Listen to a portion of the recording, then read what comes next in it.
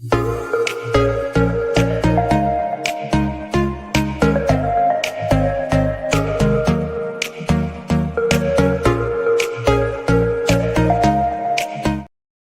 episode of Start the Week with Wisdom. I'm your host, Bridget Burns with the University Innovation Alliance. And I am Sara Custer, Editor-in-Chief at Inside Higher Ed.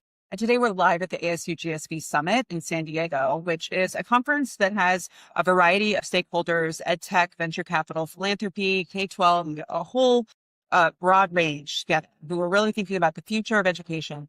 And it's a very unique space. And today what we're going to be able to bring you is a thought leader and someone who is leading some big national work, but is also one of the primary sponsors of ASU+GSV. And I think the choice to do that is in itself very interesting of why this space needs to exist. But I'm really excited to introduce you today, President and CEO of Britebound, Julie Lim. Hi, thank you so much for having me. I'm excited to be here. So, I think Britebound is a really fascinating organization, and I want to make sure that folks in higher ed understand it because you may have heard of it back in the day called American Student Assistance, and it was a student loan program. Yes, just like when you think of Strata or SNDM or ECMC, right? But what I love is when I first engaged with ASA and now Britebound is that they have a very specific figure of change that I think is quite powerful, that essentially students in middle and high school, that is when we use that. And I want to give you a chance to share a bit more because I think it's a lot of higher ed funders are so broad and your narrow focus makes it so the impact is so clear when you look at the investments and strategy there. It's been a real privilege to get to see the layers of nuance and intentionality to your strategy. But what else would you share with folks about, right? Yes. So as you said, we were a student loan guarantor. And what we were seeing when we were talking to the young people about financial education and how they were tracking towards post-secondary education is that they had made a lot of poor decisions already or just simply didn't know why they were going the path they were going when it came to higher education.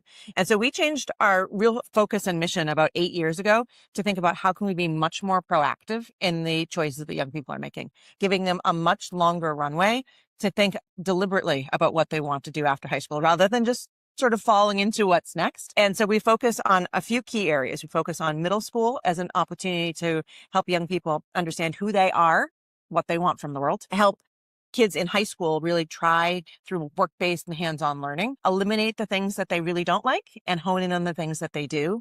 And then take the last few years then of college to really help them navigate the diversity of post-secondary education options that exist. I think historically we have used higher education as a really expensive career exploration activity. And that's not a luxury a lot of kids have. And so how do you front load the risk of trying and failing by putting a lot of those experiences into the high school age, high school space so that kids are getting exposure to career? They're trying, early college programs. They are eliminating things.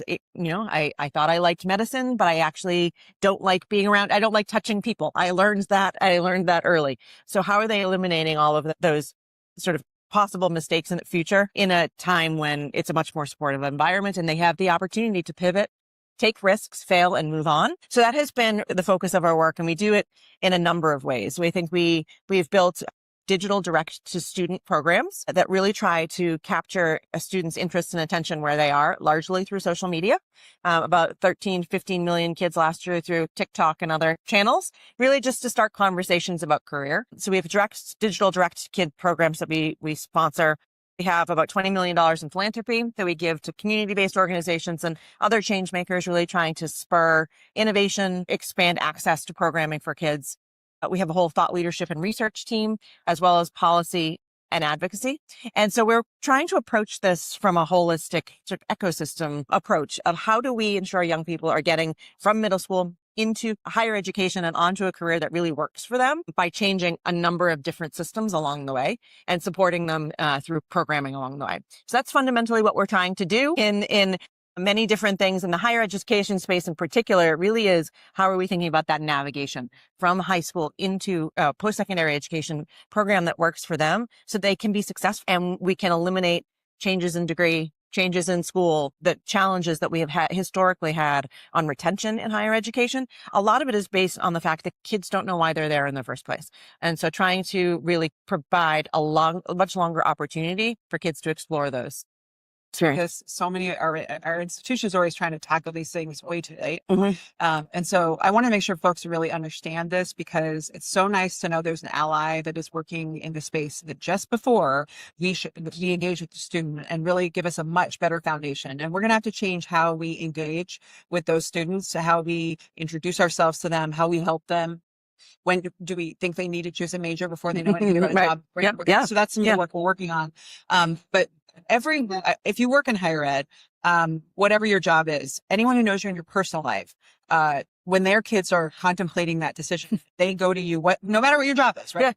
And so I would say one of the things that I've really enjoyed is if you take a look at the Britebound website, there are all the resources and tools that you wished existed if you are a parent or if you know someone who's a parent, to try and actually help. They have invested in all the things that will actually help your student or your young person navigate and figure out how to make this decision. I think, how should, it's not which college, it's not the state that I'm in. It's so much more like, how should I as a human make this decision? And so I just want to offer that up. Sure. Yeah. I mean, I think one of the challenges, sort of the narratives we need to overcome. And whenever I'm asked about advice, my advice is don't ask your kids what they want to be, because that is a paralyzing question for kids that don't know what the opportunities are and are only exposed to a limited number of career choices. And so we'd like to frame it in the way of, well, what do you love? What are you good at? And then as adults, we need to help you understand what the world needs and what you can get paid for. And in that suite of opportunities, maybe things that you want to pursue. But having a young person pick one thing when they're in high school or middle school is really scary and daunting for young people. And what we're trying to do is open up the wide range of possibilities and then help them think about what are the education goals that you need to pursue in order to get there. So I think it's just a different approach to how we talk to kids about what comes next. And, the world is changing constantly with AI. They have a lot of opportunity to explore things with technology now, which is really exciting. But we need to make sure that they're thinking holistically about what they want for themselves and then help them figure out a way to get there. I'm curious to know, there have been so many more different pathways to a career in the post-secondary education space is the word I'm going to intentionally use here. Tell me a little bit about how your approach has changed in response to that, and how you're having that conversation with students now, even in middle school, how you're talking about hey, 4-year degree isn't the be all and end all for you. Maybe there are other options. Yeah. So I think we're thinking about, again, starting with what the individual student's career goals are, because it could be a 4-year degree if that's what they're trying to do. But yes, the diversity of education options has changed. And I think what we're struggling with is helping young people navigate quality opportunities for themselves. So we just actually launched a tool yesterday at ASU+GSV. It's called Go Zig, and it's a career navigation platform, really trying to pull in data of non-degree pathways, because there are a lot of tools, a lot of college access tools that have really strong information on 4-year options, but there's not a lot that school counselors, parents, and students in particular have access to information around what the diversity of programs are in their area.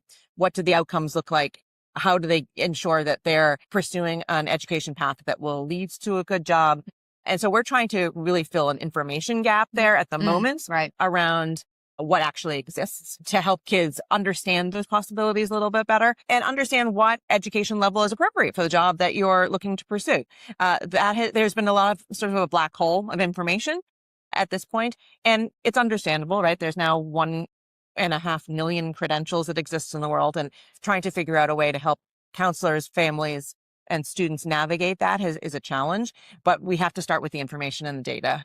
And so we're hoping with the platform that we've created, kids have more information access to that information going forward as they're trying to make those decisions. Put across the tracker right here, gozig.org. So I want to wrap by, I think you make a really great point about the students' exposure to something they don't like. And so I'm wondering, across the three of us, I certainly had that experience where there was a skill training, work-based learning experience that I was like, yeah, this is not for me. And I'm curious if each of you had something like that. Wow. It's like, this actually helped me. I did. So one of the reasons I'm so passionate about this work, particularly the work-based learning, is because my first job was based on an internship. I had an internship in high school, which I kept throughout my college years, and they hired me as soon as I was done with college. I then went to a co-op school. I went to Northeastern. And so I had 6 different co-ops while I was there and really was able to build both workplace skills, but also an understanding of what I liked and I didn't like. I found out very quickly I did not like working in state government. I did it for almost a year as a co-op. Wasn't for me. And so that experience really helped me understand, like, this is not something I want to pursue anymore. But I know how fortunate I was to have that diversity of work-based experience before I graduated from college. And I was sort of amazed at the time that that wasn't an experience everyone had. And so that's one of the reasons I'm so passionate about making sure young people have opportunity to pursue high quality career connected learning before they leave high school so they can really navigate that path themselves. Bridget, you probably resonate with that, the state government experience. I would say state government I enjoyed because I worked in the legislature on behalf of my universities, and it felt so fast. It's like 3D. Oh, really? And because you're pushing bills through, so like everything changes by the minute. And I loved that. It was very so fast. But for me, the experience that was very formative. Well, this is not for me, is ironically, my first internship in DC was in a nonprofit. And I was like, oh my God, I don't want to work in a nonprofit because it was so slow. It's one of those nonprofits that's been here for a really long time. And like, study a problem. Profit, but it's an entrepreneurial one where every day feels that like breathlessness and trying to and everything changes so quickly. And so initially I was like, oh, I don't want to work in nonprofit. And it turns out it's a very specific type, but I learned about the pace I need for work to stay interesting and help me feel passionate. And so, what about you? I worked for the city lawyer in my small town in Oklahoma one summer in between, I think, sophomore and junior year of college.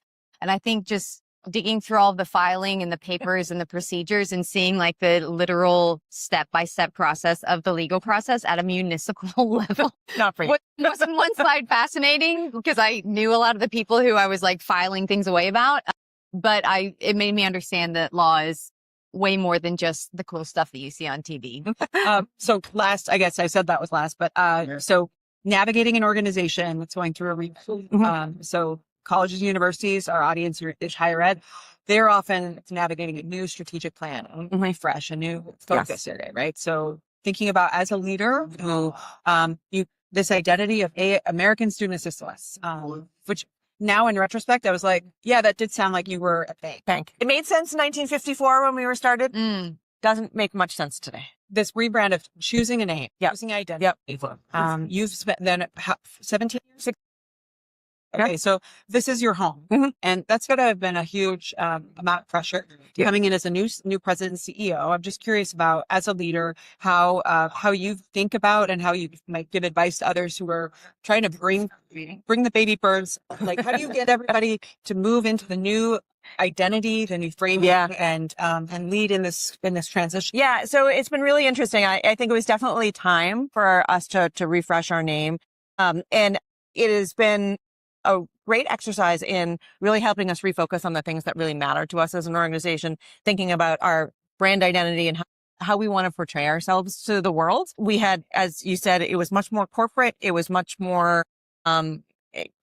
cold, I would say. And so that's not how we want it to be perceived, particularly by students and the families that we want to serve, and make sure that we are a trusted partner to them. And so that was kind of the feeling that we were trying to instill in a new name. There was a lot of work that went into it. I don't think that it's for the faint-hearted. I think there were many steps that we needed to go through in order to do it. A lot of subjective debate about where we should go. But in the end, I think where we landed was something that really is very optimistic and really showcases us in a different way. And so now this is an opportunity for us to reintroduce ourselves to the world as a same organization, same mission, but with a very clear focus on the kids that we want to serve. And so I think that's where we are hopeful that's where our new name will bring us. Great.